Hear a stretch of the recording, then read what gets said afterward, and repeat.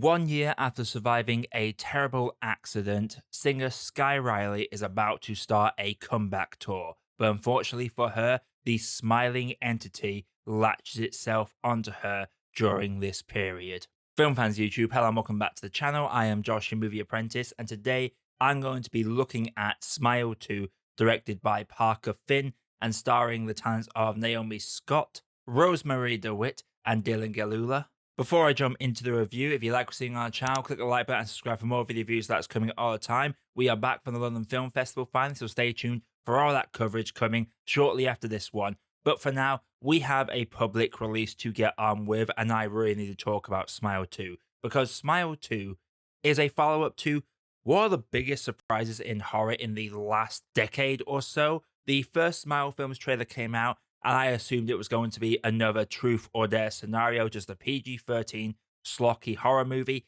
and instead we got a film that basically touched on the themes of grief and trauma and depression and how that can be infectious to the next person along, or just a demonic smiling spirit at face value. That was very effective in its scares and its character building, and Smile 2 is no different. It takes what works about that first Smile movie and really adds to it. No longer is an isolated individual. This creature now latches itself onto a famous pop star with a rabid fan base. So seeing them having to deal with the slow deterioration of their mental health whilst a smiling entity is latched to them during a touring process where they are doing meetings, charity events, meet and greets with fans, these smiling creatures are always looking at her during the most inopportune moments that make people around her begin to question her. So it's not even people close to her that are looking at her. It is also the cameras and videos of people with their phones capturing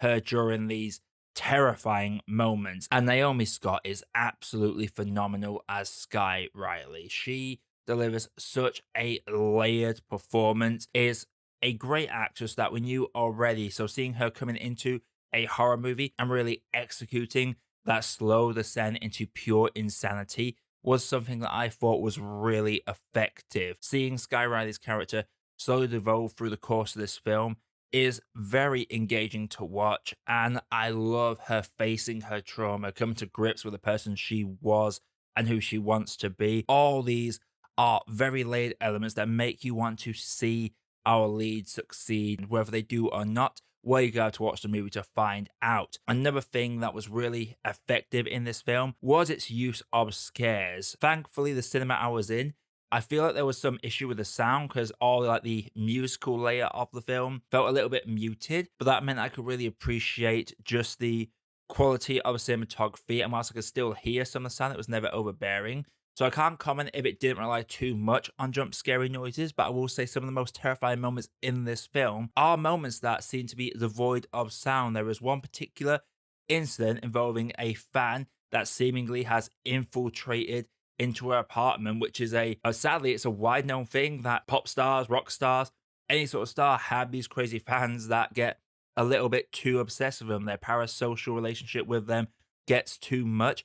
And it's one of the most terrifying scenes in the movie. These silent moments of just staring while someone's creepily staring down at you before running towards you. It's a very effective scare. A lot of the scariest moments in the movie come within her apartment, coming face to face with this entity, and genuinely just leaves you anxious. This is a film that leaves you riddled with anxiety from start to finish. The way the cinematography is used as well really adds to that. The claustrophobic hallways, the many shots that are just straight up upside down, implying a world's being turned upside down, implying something's not all right. It's really effective how well this film executes everything. Not only the visuals, not only the performances, the score is really good in this. Genuinely, it is a film that had a lot of expectations going into it thanks to the surprise of that original Smile film, and it delivered on them expectations exponentially. I will say my only real complaints about the film is that it gets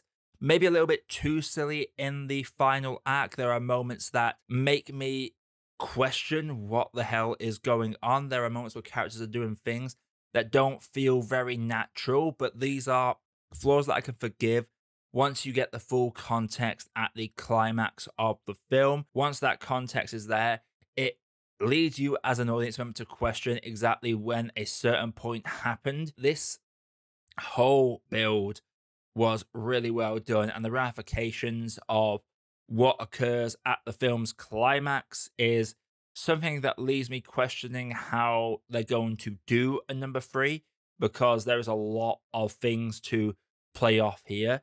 And I just really like the concept of the smile. Smile basically just takes the concept from Ringu and removes the tape and just has the tape be witnessing a suicide that is going to give you a load of trauma and have you looking at yourself a little bit more. I thought that was very effective. The performances in this are really good. I've not really shouted out Rosemarie's performance in this as Sky Riley's mother, but their dynamic is really good and really delves into a toxic aspect of young pop stars and their parents living vicariously through them. There are a lot of parents like that, and the toxicity of that is really well done. There's a great conflict between the two that genuinely just felt like a breath of fresh air, calling the individuals out. It's a really good dynamic. The mother, who's just mainly focused on the show and less about her daughter's clear waning mental health in this, is something that's very impactful, and it might relate to a number of individuals watching this movie. Smile 2 just did everything the first one did well and exceeded that exponentially. Before I get into my grade, if you'd like to see on the channel so far, click the like button and subscribe for more video views that's coming all the time, including all my London Film Festival content.